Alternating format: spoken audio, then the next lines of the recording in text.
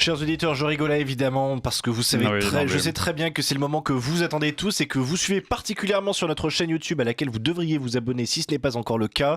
C'est le moment de la chronique de Louis Rigaudière, la chronique qui fait exploser toutes les audiences. Préparez-vous, préparez les compteurs, c'est parti. Je sais, c'est un moment difficile à passer, mais ça va aller vite. Merci Alexandre, bonjour à tous. Alors malgré le froid, la semaine qui s'est écoulée a été chaude, stressante et angoissante. Rarement, un sujet d'une gravité exceptionnelle n'aura fait irruption aussi rapidement à la suite d'une simple prise de parole. Et je parle bien sûr de la guerre en Ukraine et de l'intervention surréaliste du chef d'état-major des armées. Si notre pays flanche parce qu'il n'est pas prêt à accepter de perdre ses enfants, parce qu'il faut dire les choses, de souffrir économiquement parce que les priorités iront à de la production de défense, par exemple. Et très vite après ce discours, panique à bord. Erreur de communication, bourde, exagération. Les critiques ont fusé de toutes parts pour pointer cet alarmisme ambiant. Mais comme le révèle un ancien officier, ces mots n'ont pas été prononcés au hasard. Le chef d'état-major des armées, qui est le premier militaire, qui est bien sûr en activité, ne peut pas tenir ses propos sans l'autorisation et l'ordre du chef des armées, qui est le président de la République. Emmanuel Macron. Ça, c'est un propos qui a été organisé par l'Élysée. Simplement, l'Élysée a demandé que ce soit un militaire qui le tienne. Mais jamais le général Fabien Mandon n'aurait pris la parole si l'Élysée ne lui avait pas demandé. Et malheur à ceux qui se risqueraient à remettre en cause les déclarations du chef d'état-major. Il se verrait aussitôt accusé par le ministre des Armées elle-même de porter atteinte aux intérêts du pays. Ici, il est important que notre nation soit à la fois lucide et unie.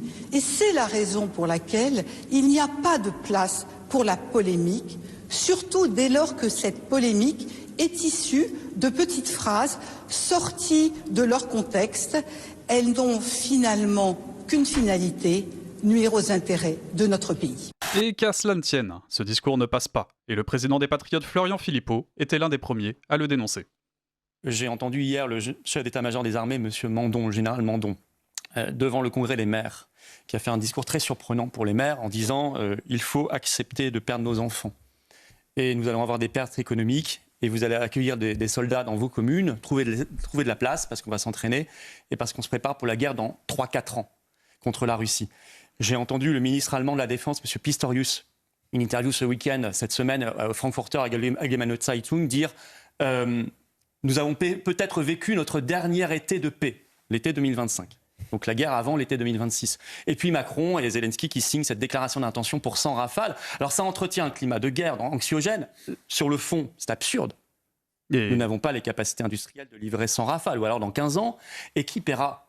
Et même des personnalités qu'on n'imaginait pas revoir, surtout sur ce thème, comme Ségolène Royal. Donc la France, elle doit être acteur de paix et pas acteur de guerre. Et c'est le contraire qui est en train de se passer. Pour semer la pagaille, peut-être pour se dire, mais finalement, si la France entre en guerre, il n'y aura pas d'élection présidentielle. Donc si c'est ça le rêve inconscient d'Emmanuel Macron, il doit rendre des comptes et venir s'expliquer. Et l'Assemblée nationale doit se saisir de ce problème pour savoir exactement ce qui se passe. On n'a pas le droit de faire peur à une nation tout entière. On n'a pas le droit de plonger dans l'anxiété les nouvelles générations. On n'a pas le droit de laisser encore s'effondrer la natalité. Parce que si on raconte ça aux jeunes aujourd'hui, ils vont dire « Ah bon ? Et en plus la natalité vient de s'effondrer ?» on aura encore moins d'enfants. Pour faire des soldats ? Mais qu'est-ce que c'est que cette histoire ? Et le président de Debout la France va même jusqu'à alerter sur la santé mentale du président de la République. Quand on a un fou à la tête de l'État... On a un fou ? On a un fou à la tête de l'État. Ah bon, le président Macron est fou. Est fou. Oui, je le pense. Ah bon ? Je l'ai toujours pensé, mais là, je le pense. Non, mais attendez, comment fou ? C'est-à-dire que quand un chef d'État qui a ruiné le pays, Quand même, qui est désavoué par les Français, qui a des problèmes considérables dans le pays, au lieu d'ailleurs d'aider son gouvernement à essayer de faire avancer qu'un cas à la boutique, je me place de leur point de vue, est en train de créer une psychose dans le pays qui nuit au moral des Français, qui nuit à l'économie des Français, je me dis qu'il y a un problème. Il y a un problème psychologique grave.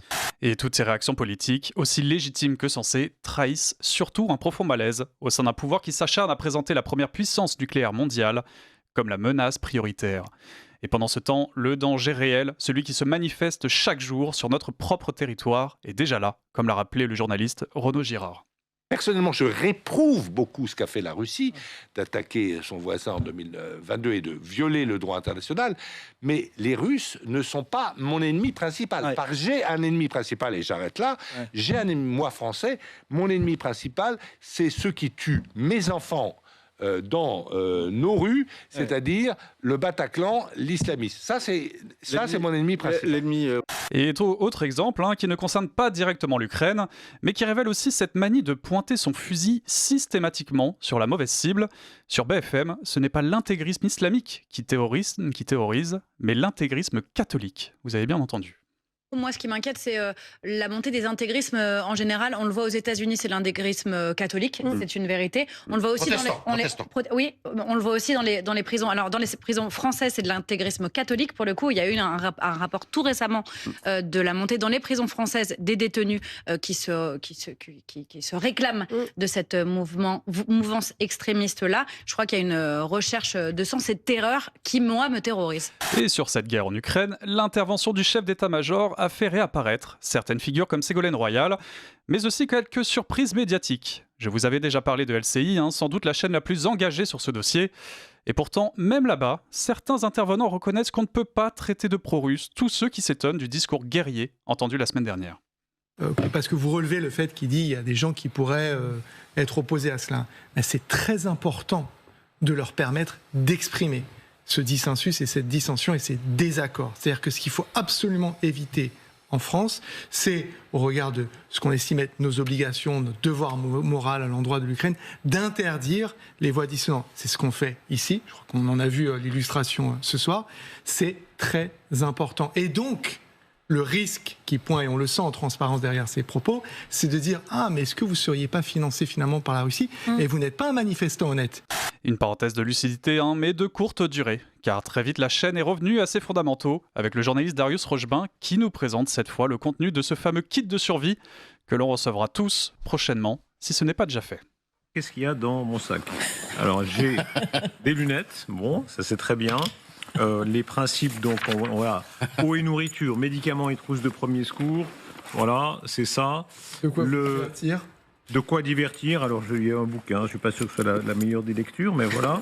Il y a évidemment un chargeur, ça c'est toujours utile.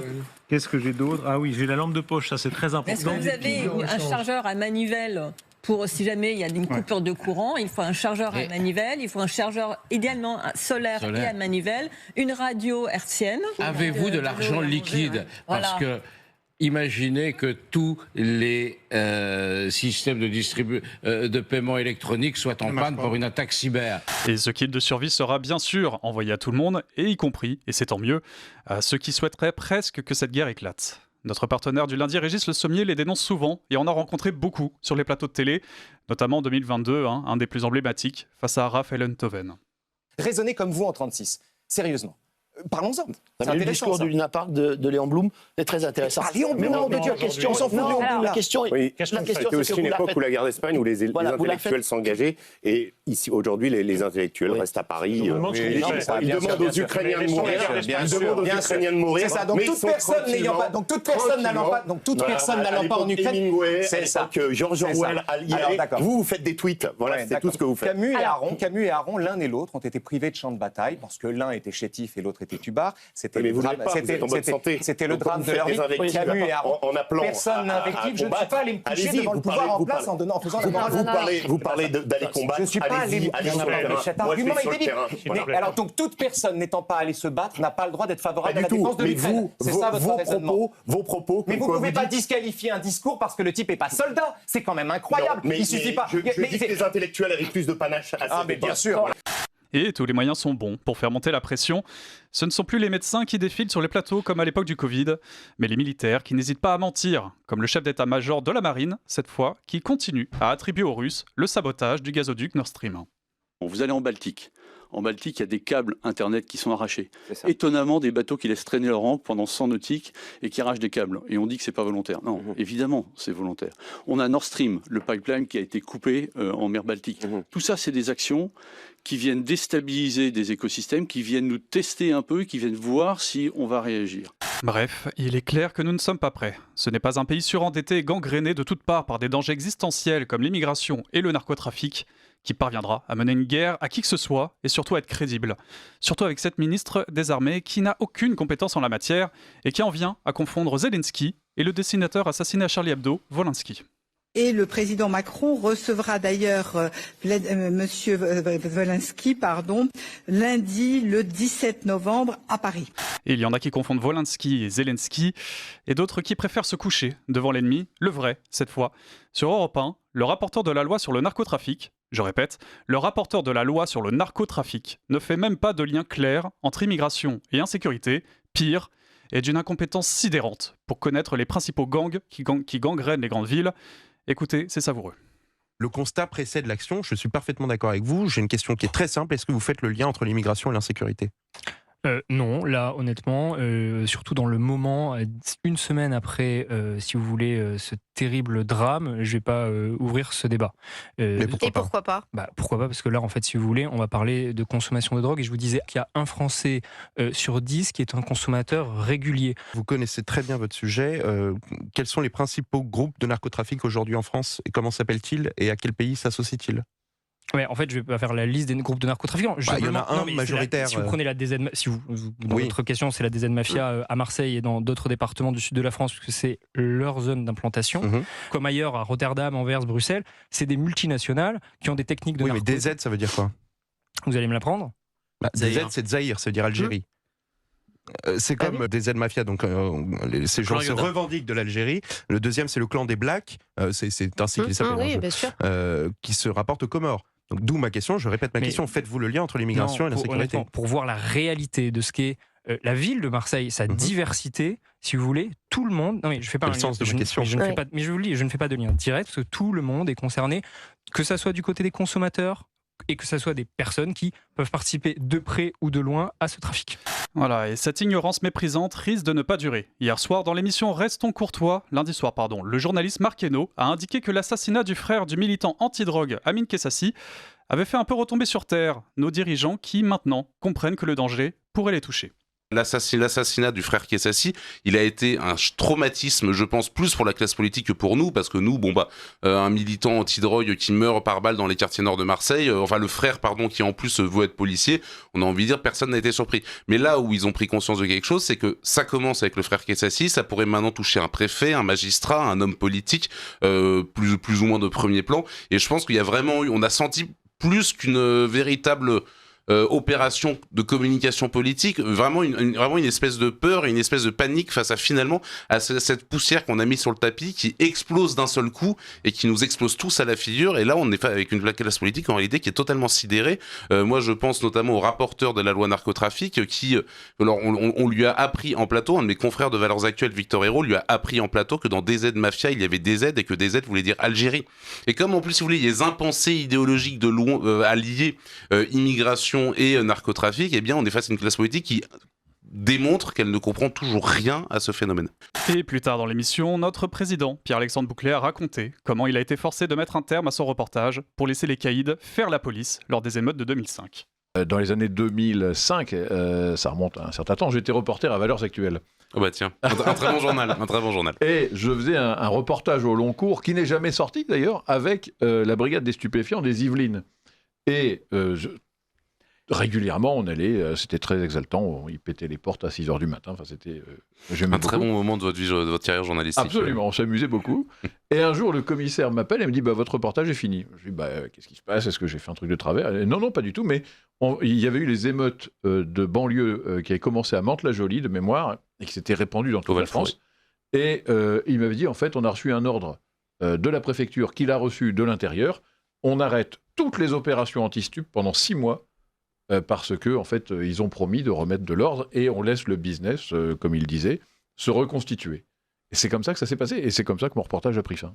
Voilà donc le résultat, avec ce genre de classe politique d'une lâcheté historique, incapable de nommer clairement les ennemis qui les ciblent directement, et il est d'autant plus déroutant de les voir gonfler les muscles face à Poutine, posture insupportable qui suinte autant l'hypocrisie que la folie qui les anime.